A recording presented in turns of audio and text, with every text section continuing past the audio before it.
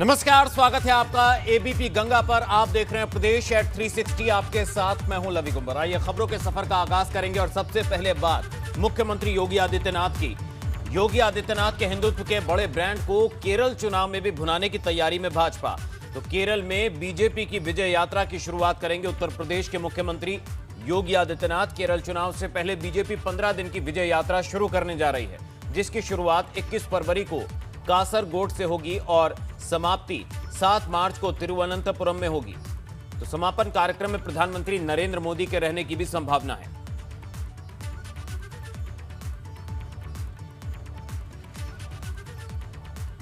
वहीं प्रदेश के छात्रों को प्रतियोगी परीक्षाओं की तैयारी कराने वाली योगी सरकार की शानदार पहल अभ्युदय योजना की कल से शुरुआत होने जा रही है। अभ्युदय योजना के तहत रजिस्ट्रेशन कराने वाले छात्र छात्राओं को आईएएस, आईपीएस और पीसीएस अधिकारी प्रतियोगी परीक्षाओं की तैयारी करवाएंगे। मंडल स्तर पर सरकार की तरफ से खुलने जा रहे इन कोचिंग सेंटरों में सिविल सेवा, नीट, जेईई जैसी प्रतियोगी परीक्षाओं की तैयारी करवाई जाएगी। इस योजना में रजिस्ट्रेशन करवाने वाले अभ्यर्थियों से सीएम योगी कल संवाद भी करेंगे और 16 फरवरी से अभ्यर्थियों की पढ़ाई भी शुरू हो जाएगी। तो कल से शुरू होने जा रही है अभ्युदय योजना। वहीं कांग्रेस महासचिव प्रियंका गांधी वाड्रा एक के बाद एक यूपी का दौरा कर रही हैं। इस कड़ी में वो सोमवार को बिजनौर के दौरे पर जाने वाली हैं, जहां वो कांग्रेस पार्टी की तरफ से आयोजित किसान पंचायत को संबोधित करेंगी। इसके बाद प्रियंका बिजनौर में किसान परिवारों से भी मुलाकात करेंगी। प्रियंका गांधी ने 10 फरवरी से पश्चिमी यूपी के जिलों के दौरे की शुरुआत की है, जिसमें सबसे पहले प्रियंका गांधी सहारनपुर पहुंची थी और कल वो बिजनौर जाने वाली हैं।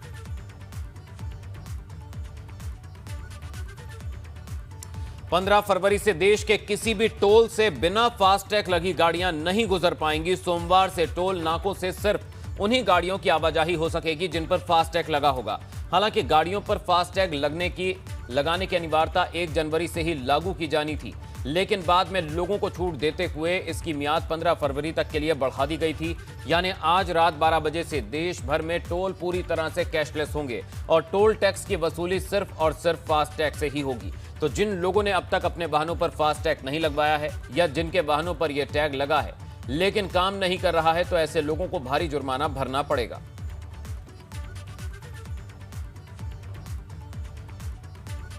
कल मुरादाबाद दौरे पर जा रहे हैं सीएम योगी आदित्यनाथ। सामूहिक विवाह समारोह में शिरकत करेंगे सीएम।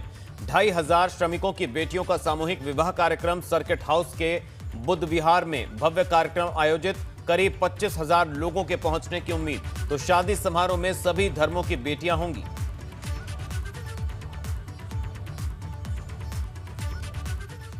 अब ये गांव-गांव की कहानी है, जिंदा होते हुए भी जिंदा होने का सबूत लिए भटकते रहना। मिर्जापुर के भोला को 15 साल के बाद जीवित होने का प्रमाण पत्र मिल गया, लेकिन पीलीभीत के राम भरोसे कागजों में अभी जिंदा होने की आस लिए भटकते रहे हैं। देखिए एक रिपोर्ट। मृत्यु को हमें घोषित किया है सर।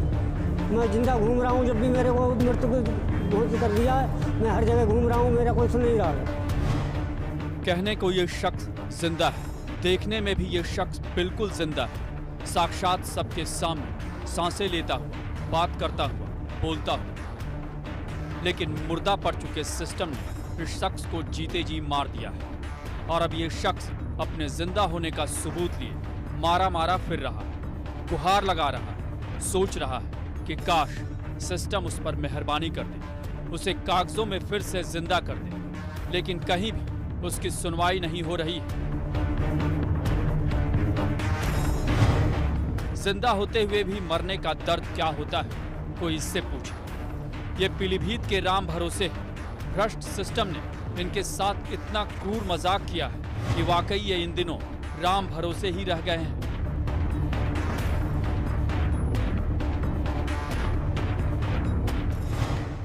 दरअसल बीसलपुर तहसील के ढकवारा गांव के रहने वाले राम भरोसे के नाम 4 डिसमिल जमीन थी। इनका आरोप है कि इन्हीं के गांव के रहने वाले कुछ लोगों ने लेखपाल और कानूनगो से मिलकर उन्हें कागज में मृत दिखा दिया और 30 जुलाई 2012 को इनकी जमीन अपने नाम विरासत करा ली।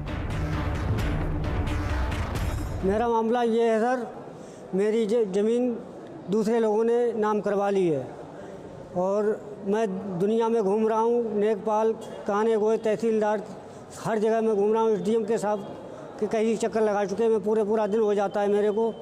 और उसके बाद मैं पीलीभीत में गया हूँ एसपी साहब के यहाँ, मेरी कोई सुनवाई नहीं हो रही है। सालों तक राम भरोसे इस भरोसे में रहे कि जमीन तो उन्हीं के नाम है, लेकिन खुद के मृत होने का पता तब चला जब नवंबर 2019 को इन्होंने अपनी खतौनी निकलवाई। इस खतौनी को देखकर उनके पैरों तले जमीन खिसक गई, क्योंकि अब जमीन पर उनका नहीं किसी और का नाम दर्ज था। ये सबकी मिली हुई सरकार हमें लग रही है। जमीन छत्रपाल हैं, गंगाराम हैं और गंगाधर हैं, हरिशंकर हैं। हाँ, ये गांव के सर रहने वाले हैं। जान को भी खतरा है मेरे लिए।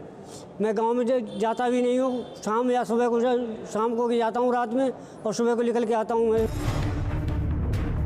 राम भरोसे को जब से इसका पता चला है, वो कलेक्ट्रेट से लेकर कचहरी और एसडीएम और तहसील के अलावा एसपी ऑफिस के भी चक्कर लगा रहे हैं। आरोपियों के खिलाफ एफआईआर भी दर्ज करवाई, लेकिन कोई सुनने वाला नहीं। वहीं अधिकारी कि फिलहाल कुछ बोलने को तैयार नहीं। बहरहाल जिंदा होते हुए भी कागजों में मृत होकर खुद के जिंदा होने का सबूत लिए दर दर भटकने की ये कहानी कोई नई नहीं है। अगर कुछ नया है तो बस एक नया नाम। लेकिन कहते हैं कि उम्मीद पर दुनिया टिकी, और उम्मीद है कि मीडिया में खबर आने के बाद मिर्जापुर के भोला की तरह ही प्रशासन अपनी भूल सुधार कर जल्द ही राम भरोसे का भी भला करेगा। पीलीभीत से विक्रांत शर्मा की रिपोर्ट, एबीपी गंगा।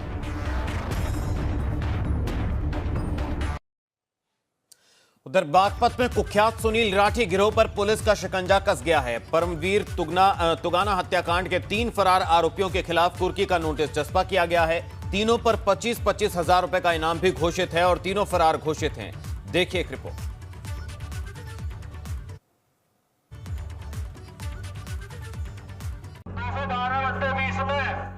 अदालत द्वारा भगोड़ा घोषित कर दिए गए हैं। निवासी ग्राम हलालपुर जाति जाट परमवीर हत्याकांड के मुकदमा अपराध संख्या 212/20 में वांछित चल रहा है। इसको माननीय न्यायालय द्वारा भगोड़ा घोषित कर दिया गया है। यदि किसी व्यक्ति को इसके विषय में जानकारी हो तो पुलिस को सूचना देने का कष्ट करें। उत्तर प्रदेश में इन दिनों अपराधियों की खैर नहीं। गांव-गांव, शहर-शहर अब अपराध के खिलाफ इसी तरह बिगुल सुनाई दे रहा है।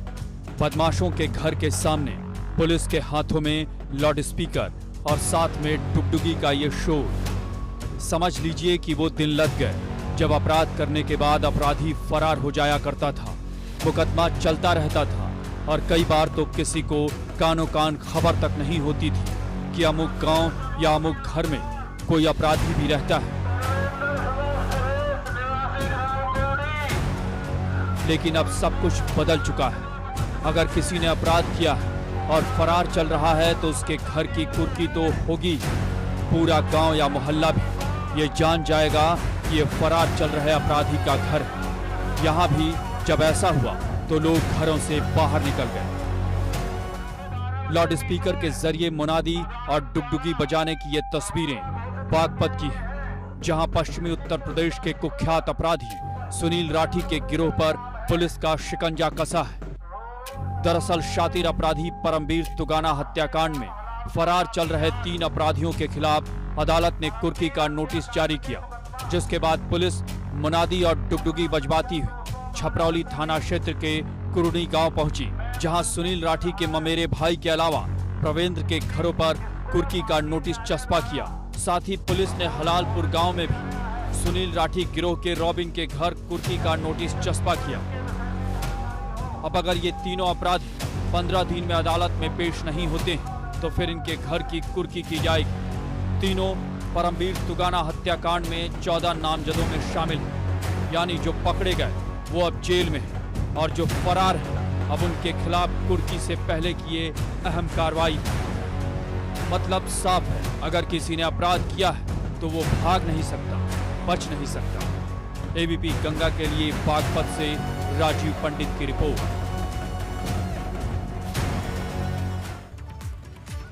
उधर हरदोई के सांडी पुलिस के दारोगा की गुंडागर्दी का मामला सामने आया है। दारोगा ने अधिवक्ता सहित 2 लोगों से अभद्रता और मारपीट की। आरोप यह भी है कि दारोगा ने रिवॉल्वर भी लहराया और एक फायर भी किए। मामले का वीडियो वायरल हुआ और शिकायत हुई तो एसपी ने दारोगा को लाइन हाजिर कर दिया और विभागीय जांच के आदेश भी दे दिए। गोली मारो ना, गोली गोली मारो, गोली मारो, तुम मारो गोली। तुम खैर हमारा मार दो।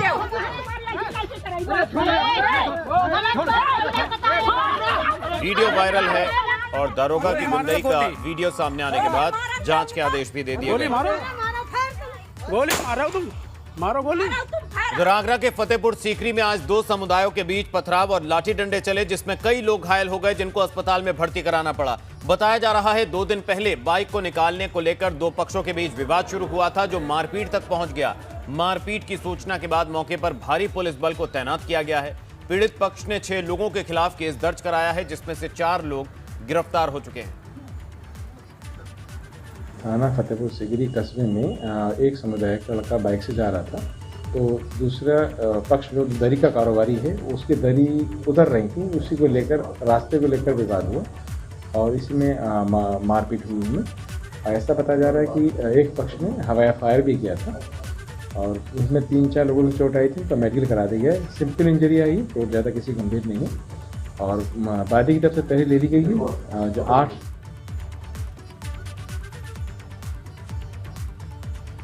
उधर अलीगढ़ में पिछले काफी दिनों से शहर में बढ़ रही अवैध गांजा तस्करी की सूचना एसएसपी को मिल रही थी, जिसके बाद एसएसपी ने कुछ टीमों का गठन किया जो गांजा तस्करी गिरोह को पकड़ने के पीछे लग गई। अब यह गिरोह गांजा सप्लाई के लिए जा रहा था, तो पुलिस ने चेकिंग के दौरान 7 लोगों को गिरफ्तार कर लिया, जिनमें से एक महिला भी शामिल है, जिनके कब्जे से करीब 70 किलो अवैध गांजा पुलिस ने बरामद किया है। अभियुक्तों ने पुलिस को बताया कि दोनों गाड़ियों से गांजा उड़ीसा, झारखंड ले जाकर अलीगढ़ और आसपास के जनपदों में सप्लाई देते हैं।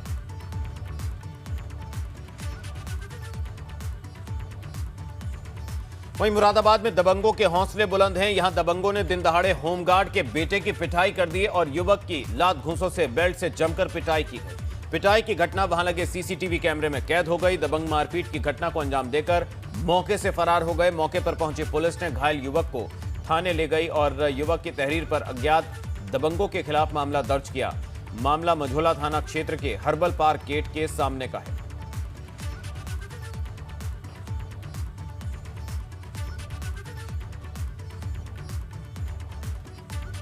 उधर हरदोई में जमीन विवाद को लेकर मारपीट का हैरान कर देने वाला मामला सामने आया। यहां घर में घुसकर कुछ दबंगों ने एक दंपत्ति को मारा पीटा। मामला हरपालपुर थाना क्षेत्र के मुबारकपुर गांव का है। बताया जा रहा है एक जमीन के विवाद को लेकर यह मारपीट हुई। तस्वीरों में भी देखा जा सकता है कि किस तरह लोग इस परिवार को मार रहे हैं, पीट रहे हैं। फिलहाल मारपीट का वीडियो भी वायरल है।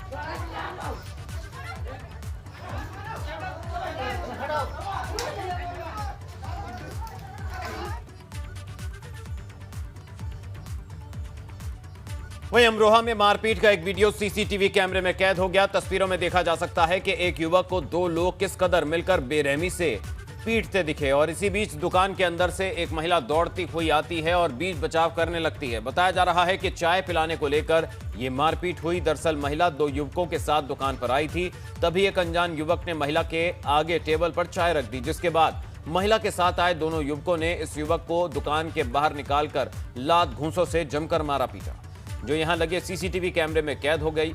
यह मामला गजरौला के इंदिरा चौक का है।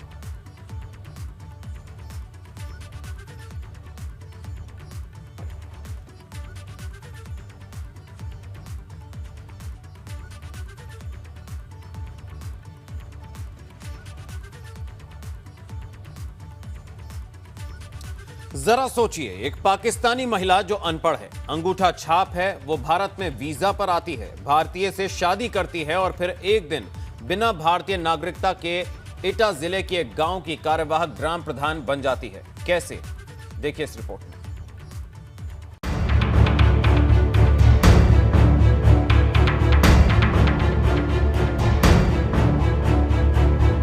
वारिस सिस्टम और उसका भ्रष्टाचार सुनकर शर्म भी आती है, गुस्सा भी आता है, लेकिन कोई करे भी क्या।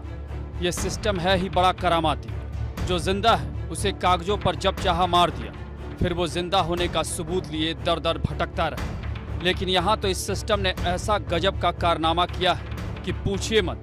ये इनकी मेहरबानी का ही नतीजा है कि एक पाकिस्तानी महिला बड़ी आसानी से न सिर्फ आधार और निर्वाचन कार्ड बनवाती है, बल्कि एटा जिले के जलेसर थाना क्षेत्र के गुदाऊ ग्राम सभा की कार्यवाहक ग्राम प्रधान भी बन जाती है। तस्वीरों में देखिए, ये बानो बेगम है, पाकिस्तान की नागरिक है। गुदाऊ गांव के एक शख्स से शादी जरूर की, लेकिन भारत की नागरिकता अब तक नहीं मिली। ये खुद से स्वीकार भी कर रही हैं। जब से मैं यहीं रह रही हूँ, कहीं भी नहीं गई हूँ। LIO वाले आते हैं, वो अपना यहाँ पर्चा दे जाते हैं, तो मैं भर आती हूँ हर साल। नागरिकता की दे कर रही हूँ। नागरिकता भी मैंने बहुत कोशिश कर ली, दिल्ली, लखनऊ, लेकिन कहीं से नहीं मिल रही है मुझे नागरिकता। तो सुना आपने बानो बेगम का ये बयान, लेकिन यहाँ सवाल ये कि जब वो यहाँ की नागरिक नहीं, तो फिर उनका निर्वाचन कार्ड, आधार कार्ड किस आधार पर और कैसे बन गया? लेकिन जरा सोचिए, 2015 में जब पंचायत चुनाव हुआ तो इस गांव की ग्राम प्रधान शहनाज बेगम चुनी गई। इसी दौरान 2015 में ही गांव में रह रही पाकिस्तानी महिला बानो बेगम ने अपनी पाकिस्तानी नागरिकता और दूसरे अभिलेखों को छिपाते हुए ग्राम पंचायत सदस्य का चुनाव लड़ा और वो भी जीत गई। और तो और, जब जनवरी 2020 में ग्राम प्रधान शहनाज बेगम की मौत हुई तो बानो बेगम को कार्यवाहक ग्राम प्रधान चुन लिया गया। लेकिन कहते हैं झूठ ज्यादा दिन नहीं चलता। दिसंबर 2020 को इसी गांव के रहने वाले कुएदान खान ने जब इसकी शिकायत एटा के जिला पंचायत राज अधिकारी के सामने की तो मामले की सच्चाई सामने आ गई। देखिए, अभी इसमें प्रारंभिक स्तर पर जांच की जा रही है। मामले में जो है FIR दर्ज कराने के आदेश दे दिए गए हैं सेक्रेटरी को। पूरा मामला पुलिस द्वारा विवेचना के बाद ही सामने आ पाया। इसमें देखिए, ऑनलाइन IGRS से शिकायत हुई थी कि एक कार्यवाहक ग्राम प्रधान जो है इस तरह का स्थिति है, तो उसी के क्रम में हम लोगों ने जो है प्रारंभिक जांच करवाई थी। उसके बाद जो है FIR के आदेश दिए गए। वो पाकिस्तान की महिला है तो वो पाकिस्तान की है, उसको होना नहीं चाहिए। ऐसा है, गांव के बहुत लोग इसमें शामिल थे जब, अब उसके साथ में कोई भी नहीं है। जांच रिपोर्ट के मुताबिक बानो बेगम का जन्म 1968 में आगरा जिले के अरुआ गांव में हुआ था, लेकिन कुछ समय बाद ही बानो बेगम का परिवार पाकिस्तान चला गया। बाद में बड़े होने पर बानो बेगम वीजा पर आगरा आ गई। फिर बानो बेगम की शादी 1980 में भारतीय नागरिक अख्तर अली, जो गुदाऊ गांव के रहने वाले हैं, उनसे हो गई। शादी के बाद बानो के पिता वापस पाकिस्तान चले गए और बानो बेगम दीर्घकालीन वीजा पर एटा जिले के गुदाऊ गांव में रह रही थी। इधर बानो बेगम के परिवार वालों का कहना है कि बानो का जन्म भारत में ही हुआ था और वो भारतीय हैं। कोई मामला नहीं है, ये यहीं की पैदाश है। पाकिस्तान का अफवाह बना रखा है इनने। केवल दादी दादा गए थे घूमने के लिए जी, वहाँ से जी घूम के चले आए, वो तो वहीं रह गए दादी दादा। इनकी शादी हो गई यहाँ। हालांकि मामला आगे बढ़ा है तो पाकिस्तानी महिला बानो बेगम के खिलाफ केस दर्ज हुआ, जिसके बाद अब उसकी जगह जेल में है। थाना जलेसर पुलिस द्वारा श्रीमती बानो नाम की एक पाकिस्तानी मूल की महिला को धोखाधड़ी, जालसाजी करके तथ्यों को छुपाते हुए मतदाता सूची में अपना नाम अंकित कराने, ग्राम पंचायत ग्राम सभा के सदस्य निर्वाचित होने और बाद में तथ्यों को छुपाते हुए उसके द्वारा ग्राम प्रधान मनोनीत होने के संबंध में जांचोपरांत एक FIR दर्ज हुई थी, जिसमें इसको वांछित होने की दशा में पुलिस द्वारा गिरफ्तार करके जेल भेजा गया है। बहरहाल बानो बेगम ने जो अपराध किया उसका सच अब दुनिया के सामने है, वो सलाखों के अंदर है। लेकिन जिसने बानो बेगम के फर्जी दस्तावेज बनवाए और जिसने बनाए, उन दोनों के खिलाफ कड़ी कार्रवाई होगी या फिर औपचारिकता ही निभाई जाएगी। एटा से ABP गंगा के लिए राकेश प्रताप सिंह की रिपोर्ट। और इसी के साथ बुलेटिन में फिलहाल वक्त एक ब्रेक का है। ब्रेक के उस पार बेखबरों का सिलसिला जारी है। आप रहिए ABP गंगा के साथ। ABP गंगा, खबर आपकी जुबान। ब्रेक के बाद आपका स्वागत है। आप देख रहे हैं प्रदेश एट 360 और खबरों का सिलसिला जारी है। अब बात पुलवामा के परमवीरों की, जिन्हें आज पूरा देश श्रद्धांजलि दे रहा है। आज से ठीक 2 साल पहले पुलवामा में हमारे 40 जवान शहीद हो गए, जिसका बदला हमने एयर स्ट्राइक के जरिए दुश्मनों से लिया। लेकिन पुलवामा हमले के बाद हम कितने संभले, हमारी सुरक्षा कितनी कड़ी हुई, ये बड़ा सवाल है, क्योंकि आज पुलवामा की वर्सी के दिन जम्मू से एक आतंकी 6.5 किलो आरडीएक्स के साथ गिरफ्तार हुआ है। लेकिन इस सवाल इस बात का है कि देश के अंदर इतना आरडीएक्स आखिर आया कहां से, वो भी पुलवामा हमले की वर्सी के दिन।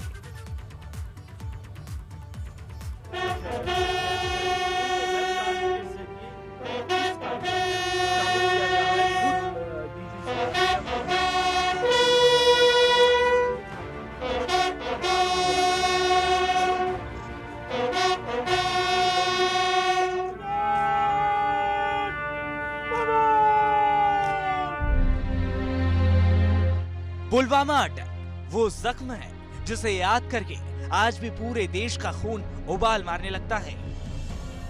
आज से ठीक 2 साल पहले पुलवामा हमला हुआ था, जिसमें हमारे 40 जवान शहीद हो गए थे। शहीद हुए जवानों में से कई जवान उत्तर प्रदेश के थे।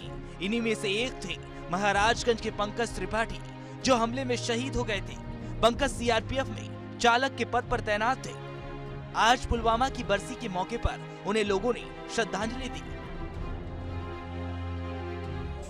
संबंध तो हम लोग का बहुत ही अच्छा था, सबसे बहुत अच्छा चल रहा था, लेकिन अचानक से एक बड़ी दुर्घटना हो गई, कहा जा सकता है। वो हमेशा कहते थे बच्चे को पढ़ाएंगे लिखाएंगे, अच्छा अफसर बनाएंगे। और इसी के साथ इस बुलेटिन में फिलहाल इतना ही। एबीपी गंगा पर खबरें आगे भी जारी रहेंगी। आप रहिए एबीपी गंगा के साथ। एबीपी गंगा, खबर आपकी जुबान।